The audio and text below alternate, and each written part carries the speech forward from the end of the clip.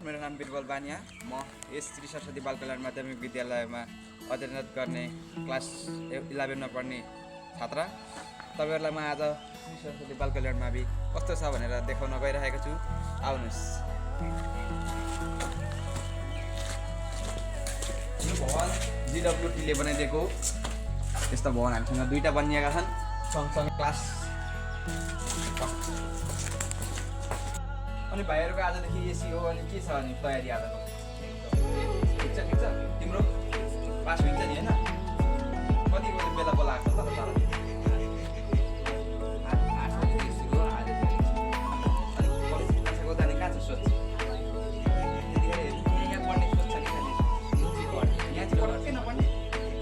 तिम्रो त दाइ पनि पढेको हैन? भनेपछि केटालाई पढाइ छ फेरि अर्कोले बनाउँ है ल। केही भन्नु छ विषयमा?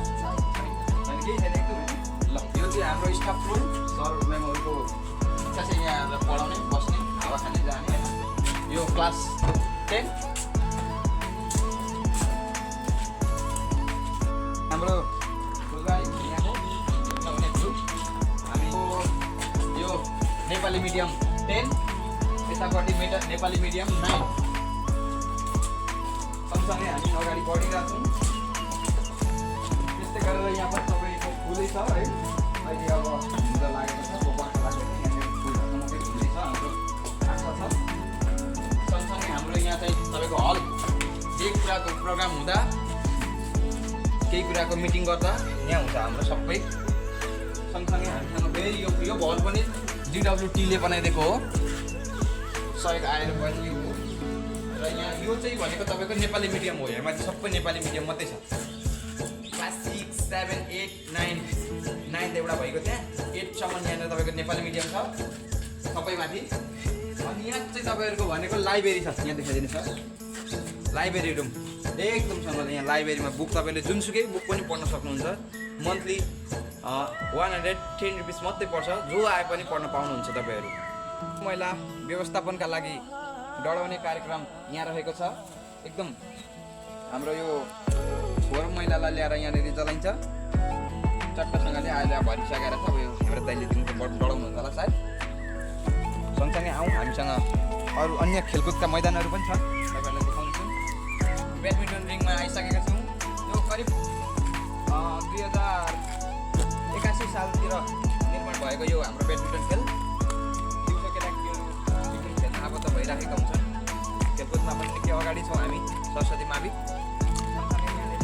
केटाकेटीहरू दिउँसो गरिरहेका हुन्छन् यहाँनिर।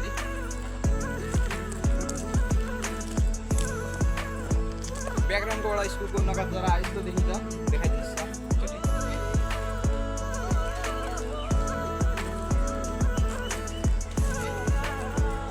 हाम्रो नानीका लागि पहिला हामी करिब क्लास 8 मा हुँदाखेरि यो धारा निर्माण भएको थियो। गर्मीको बेला त यहाँ एकदमै भिड लाग्छ नानीहरूले पानी खानको लागि। त्यही भएर हामी हुँदाखेरि यो पाइप थिएन। अहिले यो पाइप पनि यताबाट लिङ्क बनाइदिएर दुईवटा धारा पुनर्निर्माण भइसकेको छ है। पानीको लागि एकदम सुविधा छ यहाँनिर खानाको लागि। सँगसँगै हामीसँग चिसो एकदम जमिन मुनिको निकालेर खान सक्नुहुन्छ भने नि कलको पनि पाइन्छ। कल पनि सँगै छ र सँगसँगै मोटर पनि जोडान गरिएकै छ है त। त्यस सँगसँगै हामी पिसाब फेर्नका लागि बाथरुमका लागि पनि हामीसँग बोइजको लागि एभाइलेबल यहीँ छ है। एकदम सफा सुग्घर छ, चट्ट एक दिनमा सफाइ हुन्छ। यो सँगसँगै हाम्रो लेडिज यानि कि महिलालाई चाकुनैबाट छ, एकदम सुविधा छ है। लेडिजको लागि पिछासे बाढी गएको भने पछाडि 81 सालको पुनः बाढीको कारणले गर्दा हाम्रो यहाँ अलिकति समस्या देखिएको छ। यो खोला अहिले सानो भए पनि एकदमै बर्खामा अकस्मात अराजक पाराले आउने गरेको हिसाबले गर्दाखेरि हाम्रो यहाँनिर काम पनि भइरहेको छैन। आउनुहोस्, तपाईँहरूलाई ग्राउन्ड देखाउन चाहन्छु।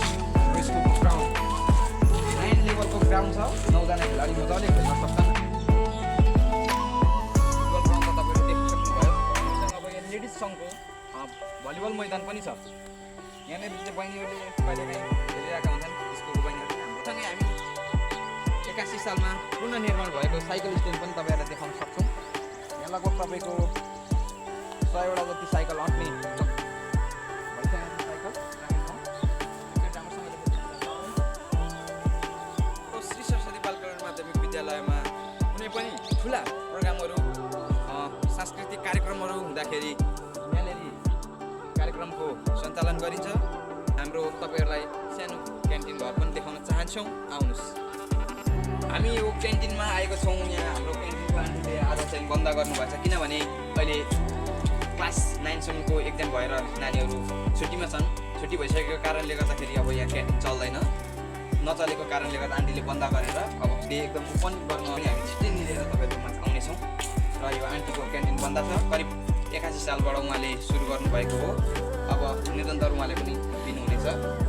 आउनुहोस् अर्को क्यान्टिनतिर जाउँ। साना कलिला नानीहरूलाई यहाँनिर भर्ना गरिन्छ मन्टेश्वरी भनेर। हजुरहरूलाई मन्टेश्वरी पनि यसो देखाइदिनु होला। नयाँ मन्टेश्वरी यस्तो छ हाम्रो मेमोरी, एकदमै मजाले सजाउनु भएको छ।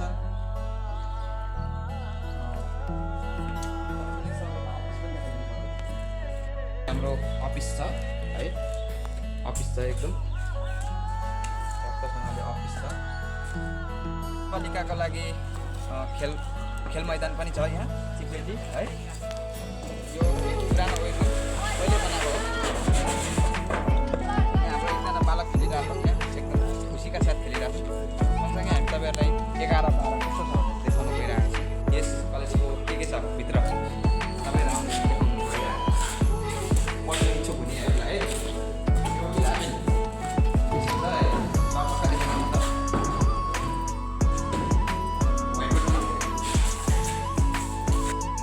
सँगसँगै अब क्लास 11को अर्को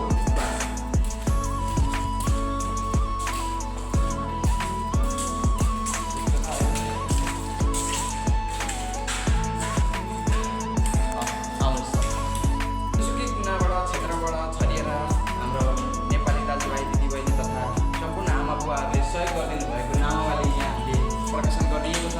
एकदम सजाएर गरिएको छ।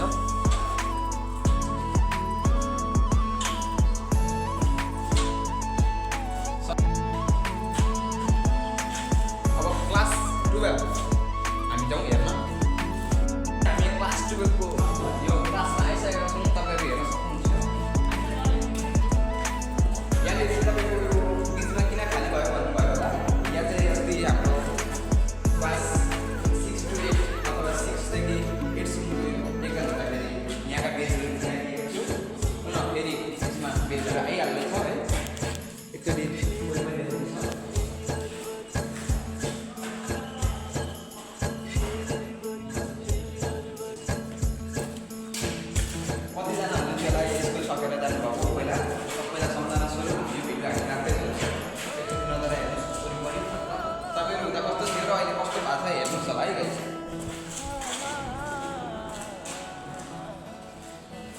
एकदम फ्रेन्ड सुबहमा घाम लागेको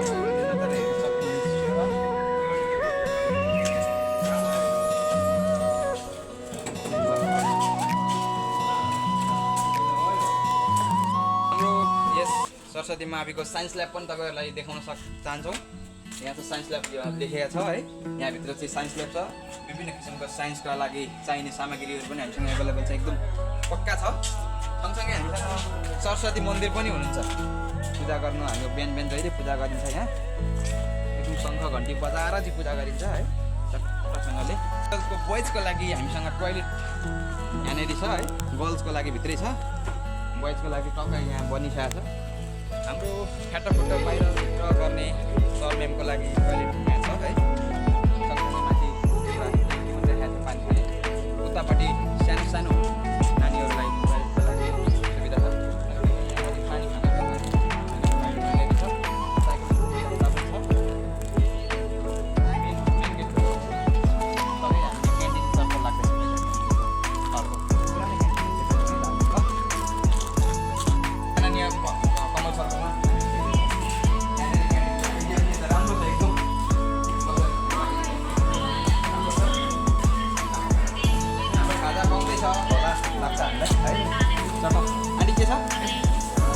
सरलाई पनि देखिदिनु पर्छ। कमल सर हेलो।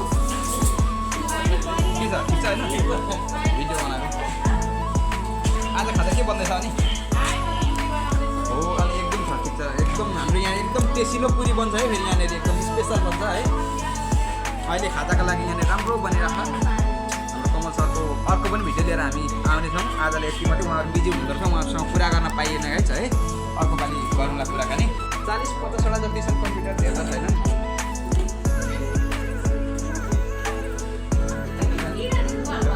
हेलो